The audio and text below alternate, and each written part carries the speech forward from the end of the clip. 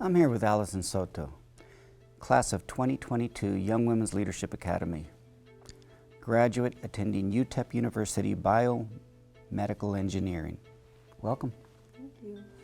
Let's start with this. Let's start with who was Allison Soto before she decided to attend the Young Women's Leadership Academy?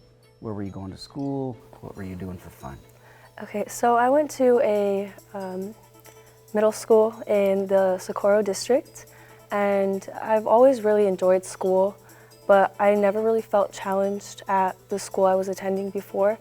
My dad really had to push for me to be put into those pre-AP classes to kind of challenge me more, and I was really looking for something that would put me on the path to college, and well, finding out about this school was exactly what I wanted, you know, that challenge that I needed.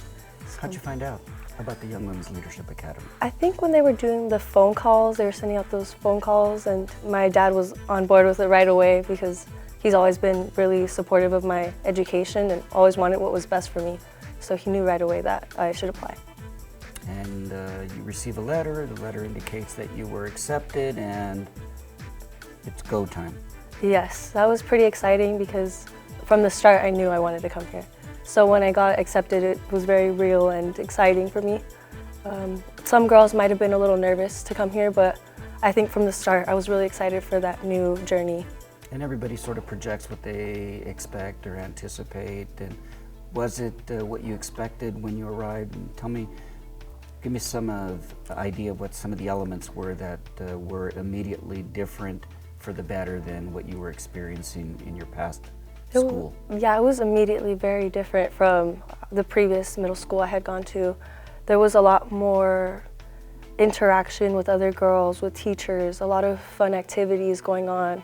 That it was a school that was focused on education, but you could tell that all of the staff and the administration really cared about the well-being of girls and making sure that, you know, they enjoy coming to school every day.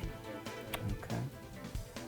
One of the things that happened too often in the traditional school setting, if you'd gone to the middle school and then ultimately to a high school in the school district, is that oftentimes too many students leave the school. They go on to colleges and universities.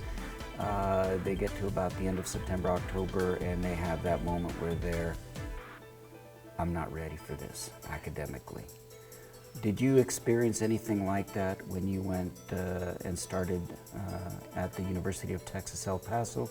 Or did you have the opposite, which was, my experience at the Young Women's Leadership Academy has prepared me to transition to a university? I definitely felt well prepared going into UTEP this fall semester. It was definitely what I was expecting out of college, to be a lot of work, a lot of group work and stuff like that.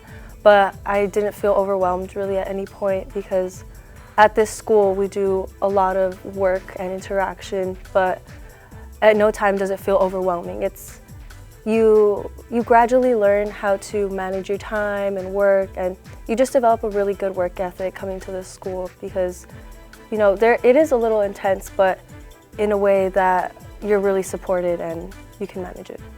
So, you know, you come to this school, everybody I think on the outside thinks that it's almost myopically focused on academics, but the reality is that there are other extracurricular and co-curricular opportunities. Did you participate in any of those? Yes, I did. I have personally always been really interested in STEM. I'm like a STEM major, but coming to the school really gave me an opportunity to do things that I normally wouldn't do.